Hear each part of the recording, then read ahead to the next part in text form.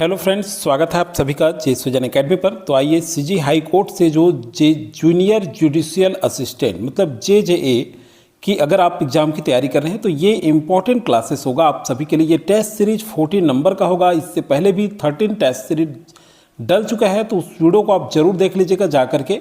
ये previous year question paper है दोस्तों। ये जो आज देख रहे हैं आप, जो ये प्रीवियस ईयर क्वेश्चन पेपर है और ये सीजी व्यापम द्वारा पूछा गया क्वेश्चन पेपर। तो आज हम इंग्लिश, जनरल इंग्लिश, सामान्य अंग्रेजी से हम करेंगे क्वेश्चन, ठीक है। तो ये बहुत इंपॉर्टेंट होगा आप सभी के लिए। किस तरह से इंग्लिश में पूछा गया है, इसी पैटर्न पे आपको तैयारी करना है और ज़्यादा से ज़्यादा क्वेश्चन भी करने हैं। तो चलिए दोस्तों, चैनल में फर्स्ट बार जुड़े होंगे तो सबसे पहले चैनल को सब्सक्राइब कर लीजिएगा, बेल आइकन में ऑल जरूर प्रेस करके रखिएगा ताकि वीडियो का नोटिफिकेशन आप तक पहुंचता रहे। और सीजीपीएससी की अगर तैयारी कर रहे हैं प्रीलिम्स का, तो उसके लिए भी जल्द वीडियो आएगा।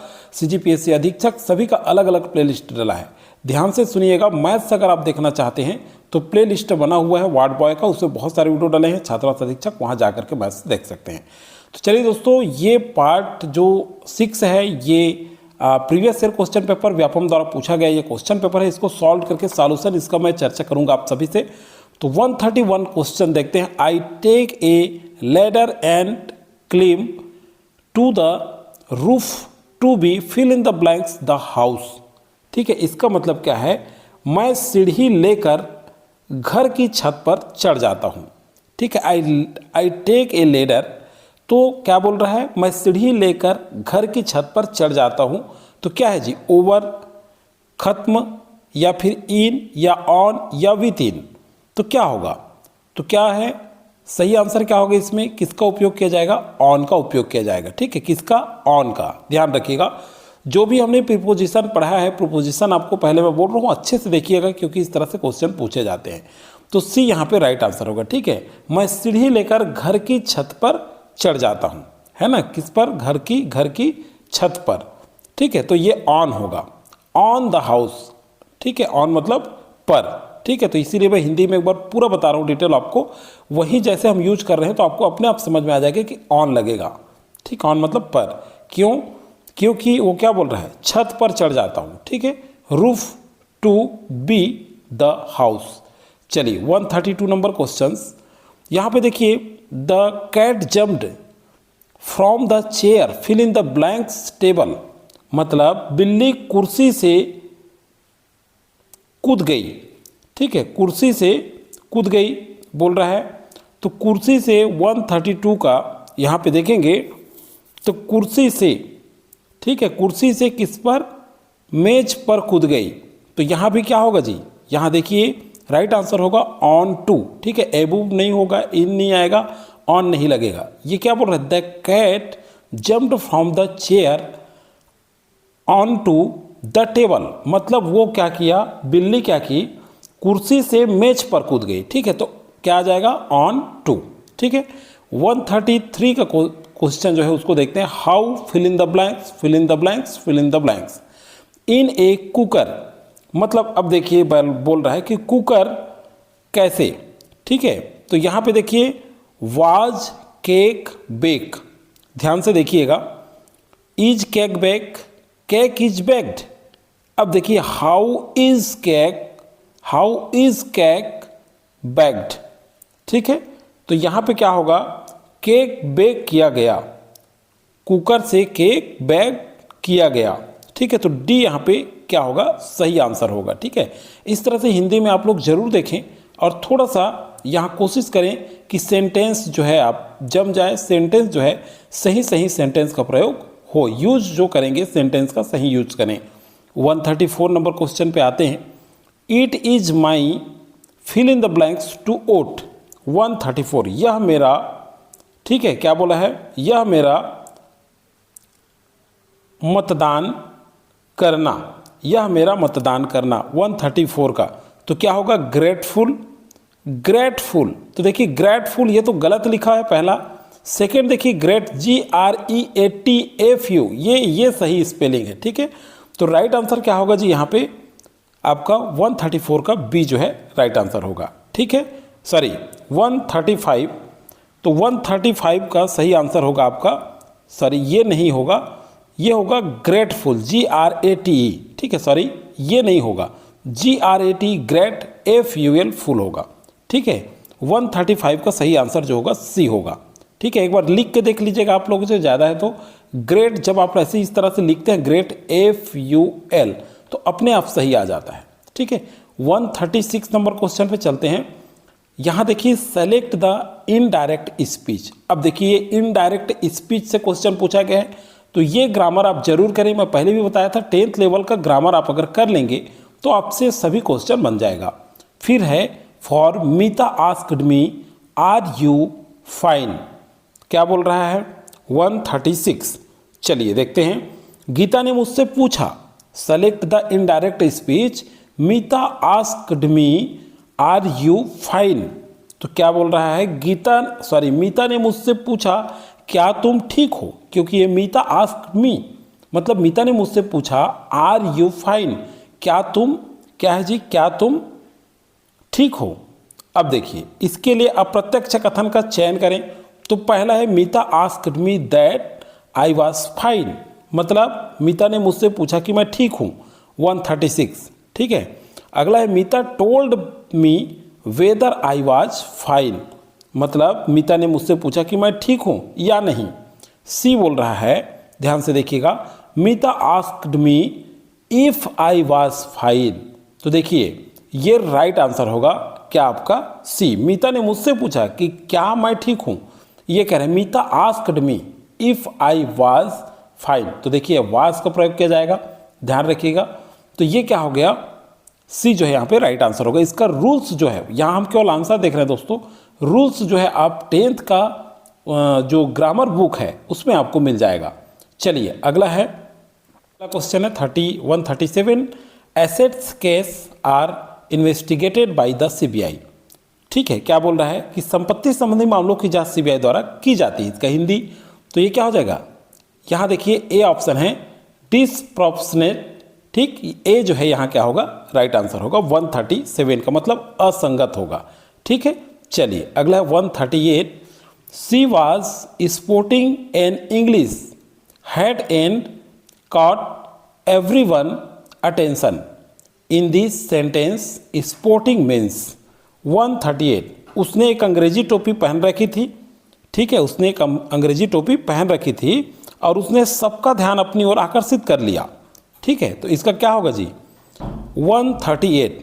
तो देखिए 138 नंबर का सही आंसर प्लेइंग विथ नहीं, शोविंग ऑफ मतलब क्या होगा 138 का के साथ खेलना। ठीक है, मतलब बी जो है दिखावा करना, सॉरी ये जो है प्लेइंग विथ मतलब के साथ खेलना, शोविंग ऑफ मतलब दिखावा करना। तो 138 जो है ये बी राइट आंसर हो गया यहाँ पे। ठीक है, अगला चलिए, Ritu is one of the best. ठीक है, Ritu is one of the best, ये क्या होगा, रितु सर्वश्रेष्ठ अभिनेत्रियों में से एक है। ठीक है, तो क्या है क्रिकेटर्स। देखिए 139 नंबर क्वेश्चन ध्यान से देखिए, तो ये क्या होगा क्रिकेटर्स, है ना, मतलब क्या है क्रिकेटर्स। बी जो है इसका सही आंसर होगा 139 का। तो कुछ क्वेश्चन जो है अपने से आप लॉजिक लगा के भी सॉल्व कर सकते हैं। ठीक है, बहुत सारी चीज़ ऐसा नहीं है कि नहीं बनेगा, आप थोड़ा सा भी दिमाग लगाएंगे तो आप क्वेश्चन का आंसर निकाल सकते हैं। ठीक है, चलिए अगला देखते हैं 140 नंबर क्वेश्चन।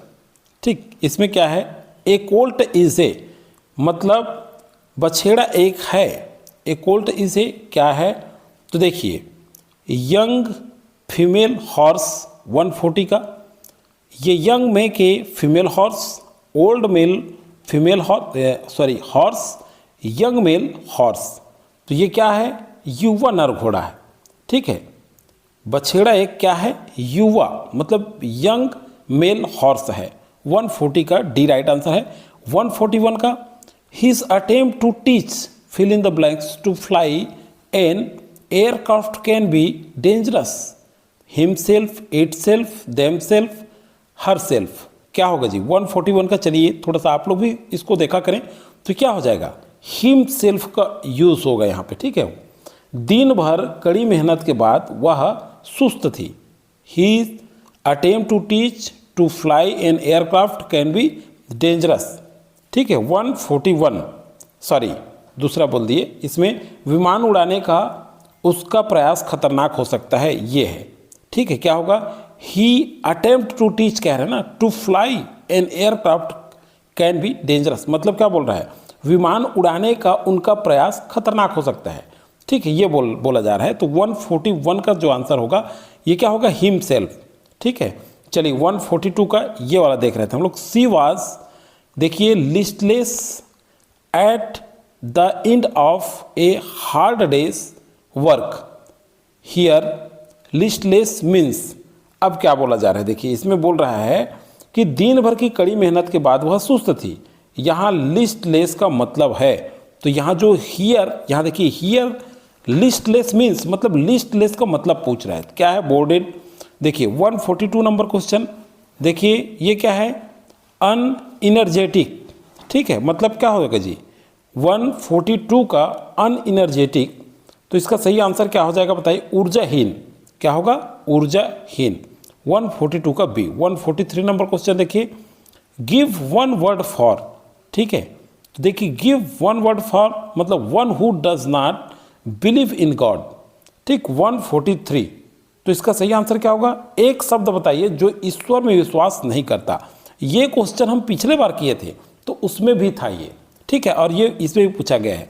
तो देखिए एथिस्ट एकदम आंसर दिख रहा है आपको, पिछले बार भी हम किए, रिपीट हुआ ना। देखिए पिछले क्वेश्चन पेपर वो भी आपके मतलब सहायक ग्रेड 3 का ही था, लेकिन यहाँ भी ये क्वेश्चन, तो यही चीज़ मैं बताना चाहता हूँ आपको कि कुछ क्वेश्चन जो होते हैं पूरा का पूरा नहीं आएगा, इसमें आपको पता चलेगा कि किस तरह से क्वेश्चन पूछा जाता है।